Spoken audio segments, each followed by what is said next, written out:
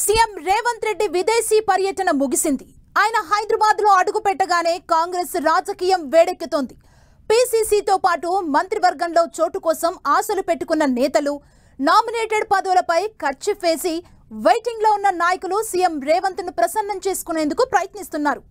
August 15న జెండా పండుగ ముగిసిన వెంటనే ఢిల్లీ వెళ్లనున్న సీఎం పెండింగ్లో ఉన్న పదవుల భర్తీ చేసే అవకాశం ఉందనే ప్రచారం కాంగ్రెస్లో హైలైట్ ప్రకటించింది.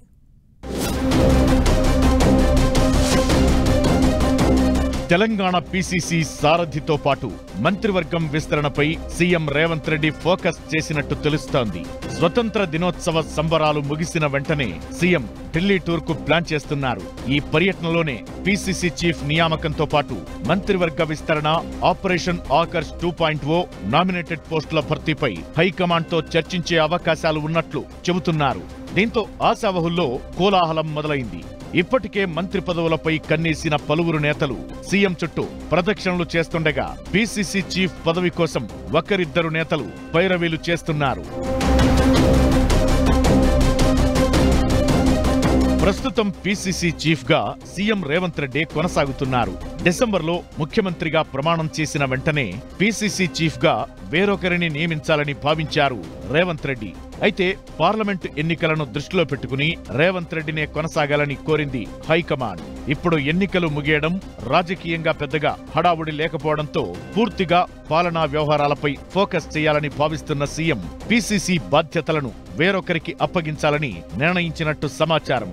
అయితే ఈ పదవి కోసం కాంగ్రెస్ లో చాలా మంది సీనియర్లు తీవ్రంగా పోటీ పడుతున్నారు. ప్రస్తుతం పీసీసీ వర్కింగ్ ప్రెసిడెంట్ గా పనిచేస్తున్న మహేష్ కుమార్ గౌడ్ తో పాటు మాజీ ఎంపీ మధు యాష్కి బీసీ కోటాలో పీసీసీ చీఫ్ పదవిని ఆశిస్తున్నారు. అయితే పార్టీ హైకమాండ్ మాత్రం ఎస్టీలకు అవకాశమివ్వాలని ప్రతిపాదిస్తోందని ప్రచారం జరుగుతోంది. ఎస్టీలనే పీసీసీ అధ్యక్షుణ్ణి చేయాలంటే మహబూబాబాద్ ఎంపీ బలరాం నాయక్, దేవరకొండ ఎమ్మెల్యే బాలు నాయక్ పేర్లు పరిశీలించే అవకాశం ఉందంటున్నారు. బాలు నాయక్ మంత్రి పదవి ఆశిస్తున్నారు. కానీ ఆయన్ను డిప్యూటీ స్పీకర్ చేయాలని సీఎం రేవంత్ రెడ్డి ఆలోచన చేస్తున్నట్టు తెలుస్తోంది. మొత్తానికి మహేష్ కుమార్ గౌడ్, మధు యాష్కి లేదంటే బలరాం నాయక్ ఈ ముగ్గురిలో ఎవరో ఒకరు పీసీసీ సారథి అయ్యే అవకాశం ఉందంటున్నారు. పీసీసీ సారథితో పాటు పెండింగ్ లో ఉన్న మంత్రివర్గ విస్తరణను పట్టాలెక్కించాలని సీఎం కసరత్తు చేస్తున్నట్టు చెబుతున్నారు. మంత్రివర్గంలో ఇంకా 6 ఖాళీలు ఉన్నాయి. కానీ ప్రస్తుతానికి 4 ఖాళీలను భర్తీ చేయాలని సీఎం భావిస్తున్నారట. అవసరాన్ని బట్టి మిగిలిన 2 ఖాళీలను భర్తీ చేసే అవకాశం ఉందంటున్నారు. ప్రస్తుతం మంత్రివర్గంలో 11 మంది మంత్రులు ఉన్నారు. ఉమ్మడి ఖమ్మం నుంచి 3, ఉమ్మడి నల్గొండ, వరంగల్, కరీంనగర్ జిల్లాలో 2 చొప్పున మంత్రులు ఉన్నారు.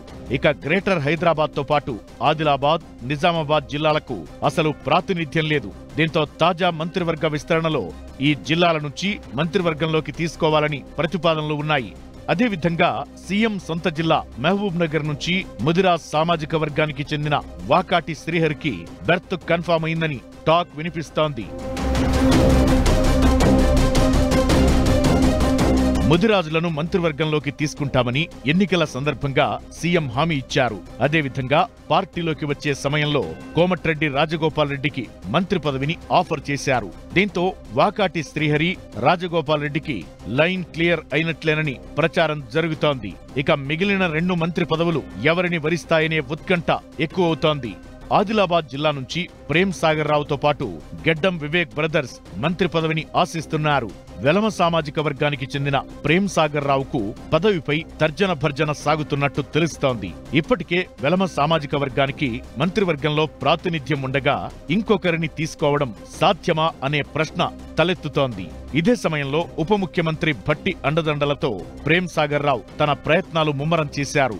ఇక గెడ్డం బ్రదర్స్ మంత్రి పదవిని ఆశిస్తున్న వారి కుటుంబానికి ఎంపీ టికెట్ ఇవ్వడం, ఎస్సీ సామాజిక వర్గం నుంచి ఉప ముఖ్యమంత్రి భట్టి విక్రమార్కతో పాటు ఆరోగ్య శాఖ మంత్రి దామోదర రాజనరసింహ ప్రాతినిధ్యం వహిస్తుండడం వల్ల గడ్డం బ్రదర్స్ కు అవకాశాలు తక్కువే అన్న టాక్ వినిపిస్తోంది. ఇక ఉమ్మడి నిజామాబాద్ జిల్లా నుంచి సీనియర్ నేత పి సుదర్శన్ రెడ్డి పేరు ప్రచారంలో ఉంది. మంత్రివర్గ విస్తరణలో 4 ఖాళీలను భర్తీ చేసి 2ంటిని పెండింగ్ పెట్టడం వెనుక ఆపరేషన్ ఆకర్ష్ 2.0 కారణమనే టాక్ వినిపిస్తోంది. బీఆర్ఎస్ నుంచి మరింత మంది ఎమ్మెల్యేలను పార్టీలో చేర్చుకోవడానికి వారికి పదవులు ఎరగా చూపించాలని కాంగ్రెస్ ప్లాన్ చేస్తున్నట్టు చెబుతున్నారు. కాంగ్రెస్ లోకి వస్తే మంత్రి పదవి ఇస్తామని కొందరికి ఆఫర్ ఇవ్వడంతో పాటు మరికొందరికి కేబినెట్ హోదాలో నామినేటెడ్ పదవులు ఇస్తామని సీఎం ఆఫర్ చేస్తున్నట్లు ప్రచారం జరుగుతోంది. ఇప్పటికే 10 మంది ఎమ్మెల్యేలు కాంగ్రెస్ లో చేరగా వీరిలో ఎవరికి మంత్రి పదవి ఇచ్చే అవకాశాలు లేవని చెబుతున్నారు. ఇక కొత్తగా చేరేవారికి ఈ తరహా ఆఫర్ చేసి బీఆర్ఎస్ ఎల్పీ విలీనం దిశగా అడుగులు వేయాలని ప్లాన్ చేస్తోంది కాంగ్రెస్. సీఎం విదేశీ పర్యటన ముగించుకు వచ్చిన వెంటనే పార్టీ కార్యకలాపాలపై ఫోకస్ పెట్టినట్టు చెబుతున్నారు. ప్రభుత్వం తన పని తాను చేసుకుపోవాలంటే పార్టీ బాధ్యతల నుంచి తాను తప్పుకోవాలనేది సీఎం ఆలోచనగా చెబుతున్నారు. మొత్తానికి తిరంగా పండుగ తరువాత తెలంగాణ కాంగ్రెస్ లో పదవుల పందేరానికి తెరలేవడం ఖాయమని అంతా చెబుతున్నారు.